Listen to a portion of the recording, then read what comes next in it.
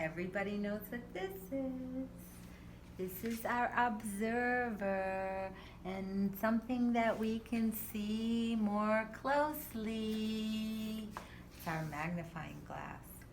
Our scientists, our beautiful eyes that look closely at something. And here's our book, The Nature of Science. Who does that look like? And what is she doing? Looking closely. What do you think she's looking at?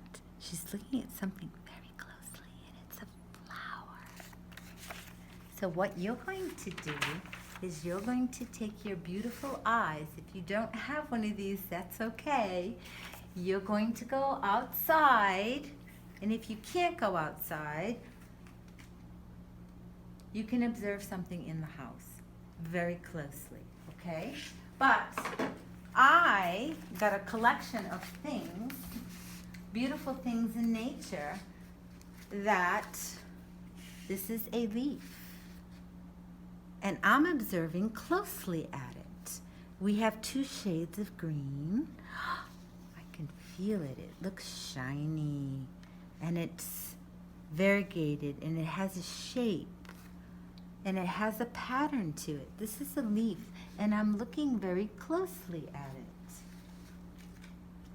I have another leaf here that I'm looking very closely at.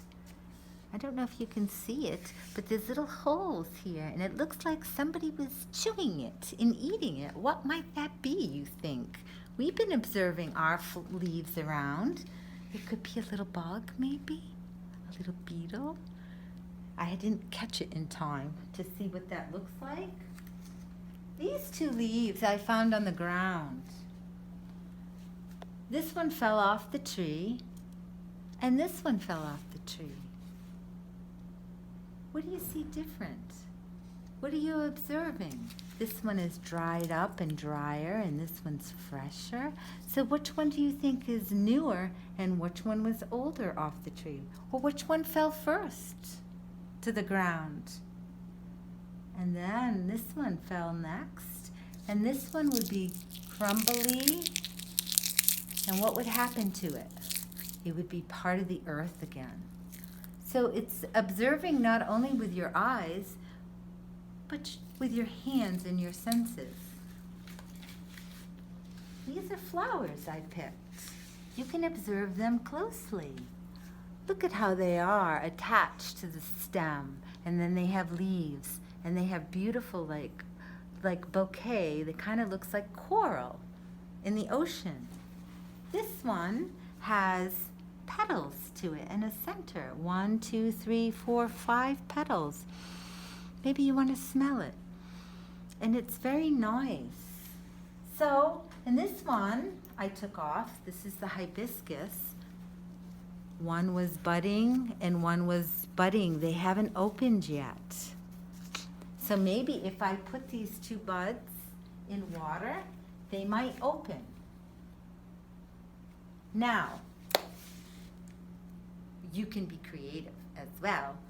I think you should all go outside and find something to see in nature, because you know the sun is good for your body because it gives you vitamin D, and it's good to have a little bit of it.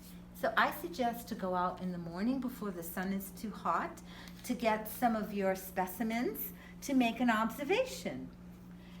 You can draw them, what you observed closely. It says draw a flower, but you don't have to. You can draw what you see outside, okay?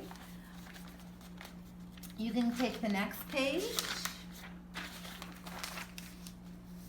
How do we observe? How did you observe? With your eyes, with your ears, with your hands, with your nose? Show me some things that you've observed. In nature would be lovely. Now, you can have a beautiful project, okay? So you can find something recyclable at home. Like me, I just have a jar. But it doesn't have to be a jar. It could be something else that can fill it up with water.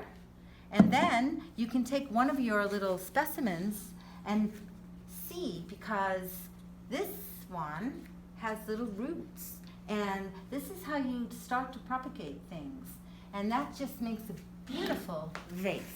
This is called hydroponic gardening. And it has the roots. So then maybe you can make observations weekly on how that might change. The roots will get bigger and longer, and maybe you can take this out of the water after and plant it in soil, and it'll get bigger and bigger. But also this will get big as well. You need water and sun for things to grow.